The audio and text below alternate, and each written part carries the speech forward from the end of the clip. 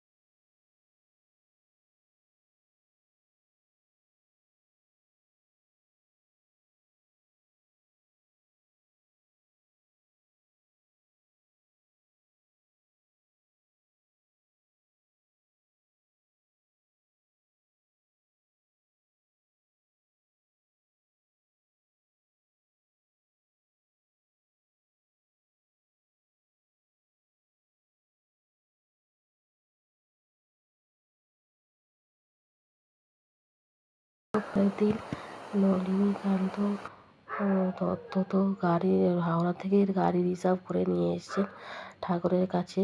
তো ঠাকুর সুযোগ বুঝে নিজের কয়েকজন আশ্রিতগণকে নিয়ে সেই গাড়িতে উঠলেন। আর সেই গাড়িটা করে তখন উনি ভৈরব স্টেশনে পৌঁছলেন। তো পৌঁছানো যখন পৌঁছলেন তখন তখন বাজে বিকেল 5টার সময় গিয়ে ওনারা ভৈরব স্টেশনে গিয়ে উপস্থিত হলেন। কিন্তু ওখানে গিয়েও শান্তি নেই। ঠাকুরকে ওখানেও সবাই দেখা করতে এসছেন, ওখানে ঠেলাঠেলি পড়ে গেছে। স্টেশনে দাঁড়িয়েও ঠাকুরের নাম সংকীর্তন তখনও চলে যাচ্ছে। তো এবার তো সব এখানে ভৈরব এসে উপস্থিত হলেন। হওয়ার পরে সবাই তখন ঠাকুরকে ওখানে যে বাংলোটা আছে, ওখানে ঠাকুরের জন্য যে বড় বাংলোটা নেওয়া হয়েছে, সেই বড় বাংলোতে ঠাকুরকে নিয়ে যাওয়া হয়েছে। ওনাকে কীর্তন করতে করতে ওখানে নিয়ে যাওয়া হয়েছে। তো যেই বাংলোটা নেওয়া ছিল সেটা অনেকটাই বড় ছিল, দোতলা ছিল। তো দোতলার ওপরে দোতলা একদম ঠাকুরকে নিয়ে রাখা হয়েছে, আর নিচেটাতে বাদবাকি সবাই ছিল। তো ইতিমধ্যে আবার ওখানে কথাও উঠলো যে ওখানেও মহানাম সংকীর্তন হবে। এটা নলিনী বাবুর খুব ইচ্ছা। তো ঠাকুরও তখন এটাতে সম্মতি দিলেন। তো ঠাকুর তখন সম্মতি দেওয়ার আগে জিজ্ঞাসা করলেন যে তাহলে একদিনের মধ্যে কী করে এটা সম্ভব হবে। ওখানে আরেকজন আশ্রিত ভক্ত ছিলেন, তিনি বললেন ঠাকুরের যদি আশীর্বাদ থাকে তাহলে এখানে একদিনের মধ্যেই সম্ভব হবে। ঠাকুর এটাতে খুব খুশি হলেন আর সম্মতি দিয়ে দিলেন। তখন ওই নলিনী বাবু তার নিচে যেসব কন্ট্রাক্টররা কাজ করতেন তাদের দিয়ে একদিনের মধ্যেই সব আয়োজন করিয়ে দিলেন। ও রাত্রিবেলা অধিবাস কীর্তন শুরু হয়ে গেল। আর পরের দিন অষ্টপ্রহরের নাম সংকীর্তন শুরু হয়ে গেল। এই যে একদিনের মধ্যে মহানাম সংকীর্তন আয়োজন করাটা একমাত্র এই নলিনী বাবুর বাবুর দ্বারাই সম্ভব হয়েছে, আর কারোর দ্বারা সম্ভব হতো না। কিন্তু এই যে উনি একদিনের মধ্যে এই মহান সংকীর্তনটা স্টার্ট করেছেন, সেখানে কিন্তু শয়ে কাতারে কাতারে লোক ঠাকুরকে দেখতেও এসেছিলেন, প্রণামও করতেছিলেন, আর এখানে দলে দলে সব কীর্তনারীরা এসে কীর্তনও করে গেছেন। আজকের এই আজকের আমার এই উপস্থাপনাটা আপনাদের ভালো লাগলে আমার এই ইউটিউব চ্যানেলটা লাইক, শেয়ার অ্যান্ড সাবস্ক্রাইব করবেন। আর নোটিফিকেশন বেল অন করে রাখবেন। আর ফেসবুকে দেখে থাকলে পেজটা ফলো করবেন, এখানেও নোটিফিকেশন বেল অন করে রাখবেন। আর কোনো ভুল হয়ে থাকলে নিজ গুণে ক্ষমা করে দেবেন। আর কমেন্টসে জানাবেন আমি এটা আরও কীভাবে উন্নতি করতে পারি। জয় রাম।